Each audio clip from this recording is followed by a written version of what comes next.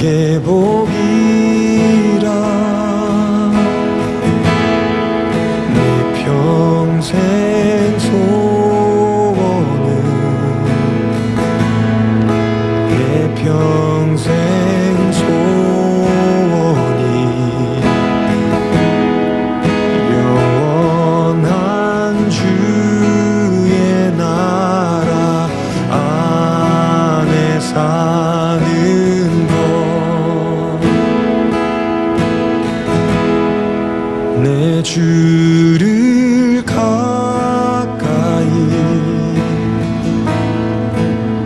더욱 가까이 주님을 가까이 하니 내게 복이라. 내 주를 가까이 더욱 가까이 주님을 가까이 함이 내게 복이라.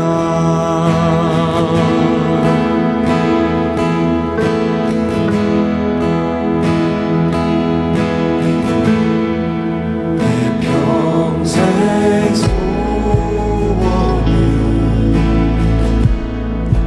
내 평생 소원이 영원한 주의 나라 안에 사는 것. 내 주를 가까이 더욱 가까이 주님을 가까이 하니 내게 복이라. 내 주를 가까이 더욱 가까이 주님을 가까이 하니 내게 복이라.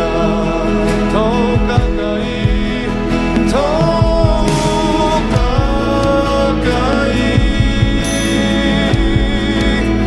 더욱 가까이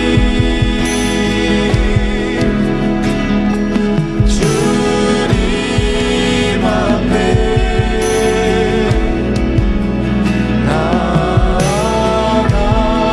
나아갑니다. 더욱 가까이 더욱 가까이 주님 앞에 나아갑니다. 평생 소원은 내 평생 소원이 영원한 주의 나라 안에 사는 것.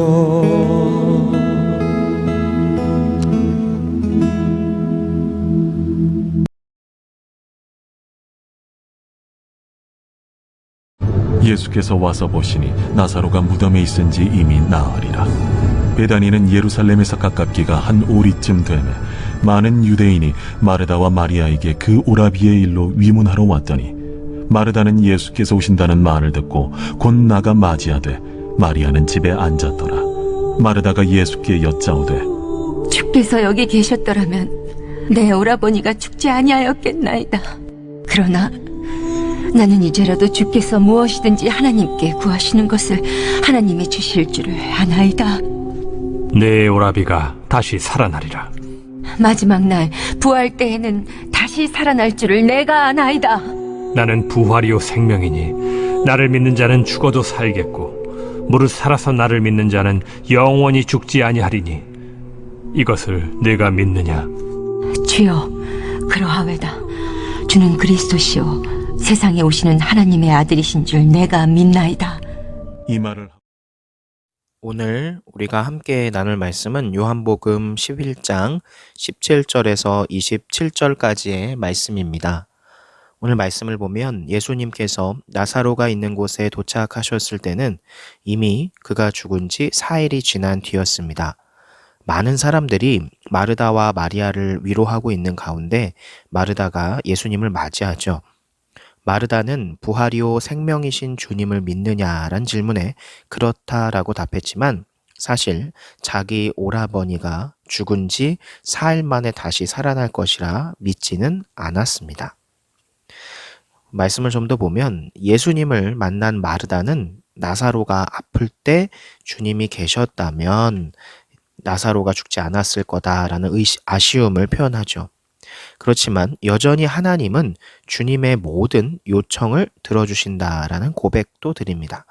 그런데 마르다의 말은 예수님을 향한 인사치레 수준의 말일 뿐이지 나사로가 지금이라도 살아날 것이다 라는 믿음의 확실한 고백은 아니었습니다. 그러니까 우리도 말로는 주님은 모든 것의 주인이시다라고 잘 이야기하죠. 그런데 정작 우리의 삶의 현실적인 상황 속에서는 주님을 제대로 우리가 대접하지 않는 걸 볼 수 있습니다. 그러니까 어려움 속에 처했을 때는 믿음이 없는 사람처럼 행동하죠. 어떻게 하면 현실적으로 이걸 이길 수 있을까? 불가능할 거야. 이런 식으로 말이죠. 여러분의 믿음이 추상적이고 그런 관념적인 것이 되지 않도록 해야 합니다. 예수님을 오늘, 지금, 여기에서 여러분의 모든 문제를 붙들고 계시는 유일하신 분, 해결하실 수 있는 유일한 분으로 우리가 대접해야 한다는 거죠. 한편 예수님은 자신이 부활과 생명의 주인이심을 강조하시면서 다시 한번 마르다에게 믿음을 요구하십니다. 그러나 마르다는 여전히 같은 수준의 대답을 되풀이하죠. 마르다의 고백은 그럴듯했지만 여전히 불완전한 믿음이었습니다. 그러니까 나의 고백이 곧 나의 믿음이 아니라는 것을 잊지 말아야 합니다. 우리 사람들 중에는 삶 속에서 자신의 믿음 없음을 확인하게 되면 자신의 믿음이 이 정도밖에 안 되냐며 스스로를 탓하는 사람들이 있습니다. 자신의 과거에 했던 고백과 믿음은 이런 게 아니었다며 낙심하죠. 그런데 그건 착각입니다. 우리는 마르다나 베드로보다 낫지 않습니다. 그들은 예수님을 직접 보면서도 불완전한 믿음을 보였죠. 이게 인간의 수준입니다. 그러므로 나와 남에 대해서 늘 긍휼과 관대함과 겸손을 잊지 말아야 합니다. 인간의 현실을 제대로 알고 낙심하지 않아야 예수님이 주시는 새로운 소망이 보이기 때문이죠. 그래서 오늘 말씀과 같이 나의 믿음이 정말 믿음인지를 한번 돌아보고 내 믿음이 부족했다면 하나님의 능력을 정말로 믿고 의지하는 믿음의 사람으로 다시 태어나기를 소망합니다. 기도합니다.